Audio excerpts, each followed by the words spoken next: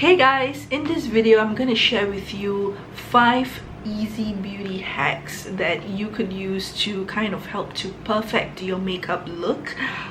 Some of these are really simple, but they are things and tricks and tips that I use to get my makeup looking a little bit more perfect than it can be. So hopefully you will find these useful as well. So let's get started. Alright, so the first one is if you find yourself with a foundation or a face base that is a little bit too light for your skin tone. It happens to the best of us. So I have one or two which, I don't know, for some reason it looked great in the store.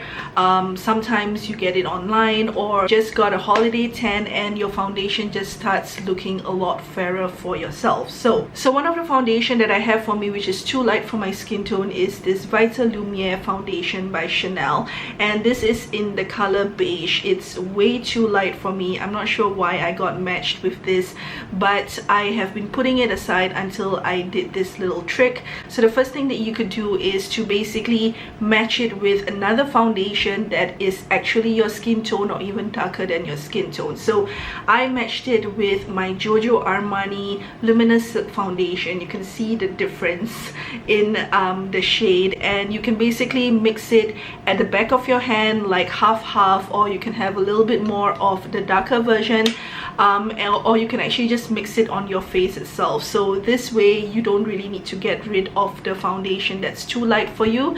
You can still kind of make it work. So tip number 2, the other thing that you could do on top of that or other than that is to find a good setting powder. So make sure that your setting powder is good enough for you to transit whether you are in your fairer self or your darker self. For me, the MAC Mineralized Skin Finish works very well as a setting powder to set my face, and I chose the shade Medium Deep. So I could actually go with, I think, Medium Tan, which is a little bit lighter, but I just find that this gives me a more healthier glow, and because it is a little bit darker than my actual face tone but not too dark that it doesn't match my hands, this is another good way to just put it all over your face on top of a fairer foundation to just kind of neutralize, to make sure that your face looks the same as the rest of your body. So that's the other trick that I have. So next up is about contouring. So it's all the rage at the moment. Everybody's doing it, but are we doing it correctly? I don't know, but I learned this trick when I was in one of the workshops. Basically, it's where to place your contour powder or lotion. So for me, my favorite contouring product is this one by Inglot. It is actually a stick foundation which is a few shades darker than my skin tone. This is in number 115, and basically the trick is, a lot of people say that you should do it in the hollows of your cheek. You should do this and then put it somewhere here, but actually that would make your skin look a lot saggier because you're actually contouring right here. So the tip that I learned is, instead of doing it below the apples of your cheeks, do it right onto the apples of your cheeks. So where you smile, this is where you want to do it, between the big high points of your cheeks and the lower points of your cheeks. So that's where I would slather my contour powder or lotion, and it makes it just looks a lot better than when I put it downwards, because that would make my entire face like fall down and sag down. Whereas if you contour it a little bit higher, it just makes your cheeks look a lot higher. And the other thing is, when you buff it, I like to use this particular brush from Illamasqua. It's sort of like a very flat top and very rigid brush, and when you actually do the blending, do not blend it downwards, just blend it upwards and make sure that it blends upwards towards your skin, and then you would put your blush right on top of your contour powder. So that really helps. And then if you want a blue highlighter on top of that, that goes right up here. So you want everything to be elevated.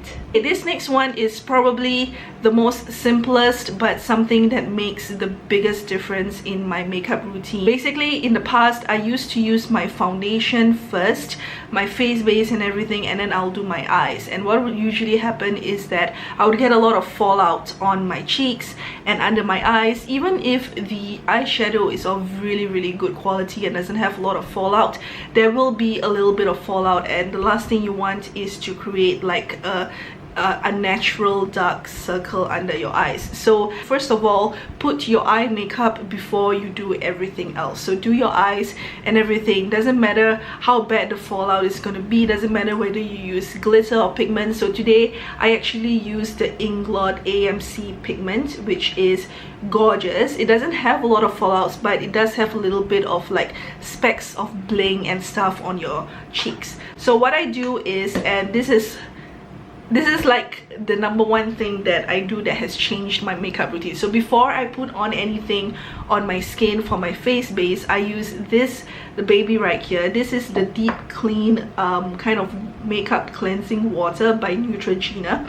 So it's meant to be like a makeup remover, and you can use this to remove your makeup. It's very gentle, it doesn't irritate your eyes or whatever, but I just really like the packaging of it. It comes in a little tube, and it's just perfect for you to take some cotton balls or cotton wool or cotton sticks, what are they called, I don't know, and basically it's just the perfect angle and a perfect shape for me to just squeeze a little bit of this out and then have it just clean everything else under my cheeks.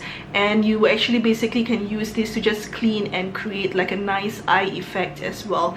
No matter how great or how little eyeshadow I use, I will always have stuff that I have to clean off with this cotton bud. So it just makes it a lot more simpler. And then after you're done with your eyes, that's when you put your your face makeup and stuff. So it's really made a big difference, and it probably works with other products, but I've just been using this one for the longest time and I really like it.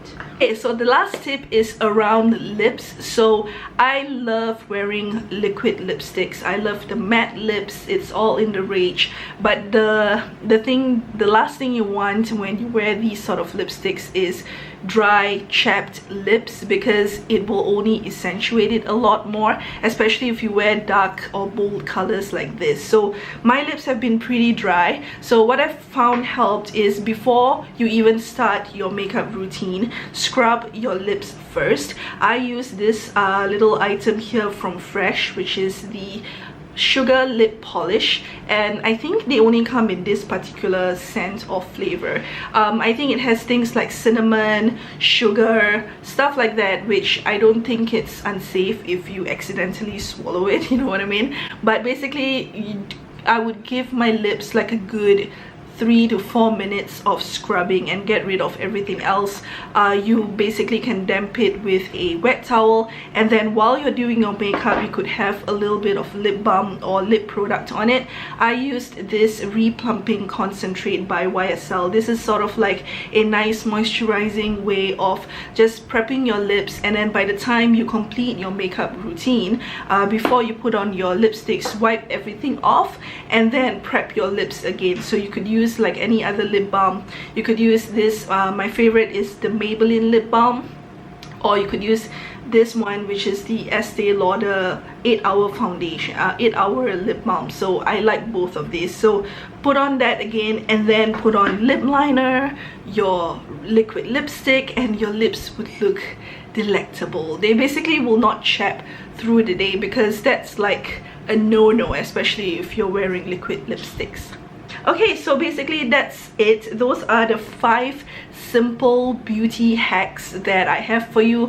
Hopefully you found this useful. If you do use it in your next makeup routine, and if it actually makes a difference in your life, let me know. And if you have beauty hacks or simple things that you do that makes a difference in your makeup routine, let me know too, so that I could learn from you as well. So I hope you guys enjoyed this. Don't forget to thumbs up and subscribe, and I'll see you guys in my next one. Bye.